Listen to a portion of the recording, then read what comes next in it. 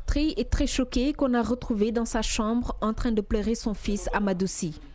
Âgé de 18 ans, Amadoussi a perdu la vie pour une banale histoire de 1000 francs, l'opposant à un de ses amis, Chernaba. Un de ses proches nous raconte le film du drame.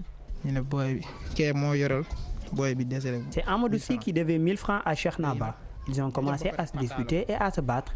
Puis Chernaba lui a asséné plusieurs coups de couteau. Comme beaucoup de jeunes du quartier, Amadoussi fréquentait Keur Goundaou, une maison réputée pour ses débauches. Cet endroit est le lieu de rendez-vous des adeptes des jeux de hasard. Et c'est ici que tout a commencé. Keur Goundaou est une maison très fréquentée par beaucoup de jeunes du quartier, même Amadou. Ça ne me plaisait pas du tout. Je lui ai toujours interdit cette maison. J'ai toujours vu là-bas des bagarres et autres. Mais pour ce cas-ci, c'est beaucoup plus grave. Il s'agit d'un meurtre.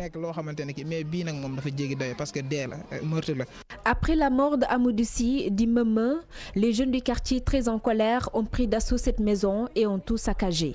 La fille de la propriétaire de la maison, très remontée contre les jeunes qui fréquentent cet endroit, transformé en un lieu où la pègre et la racaille règnent, elle exige leur déguerpissement. Que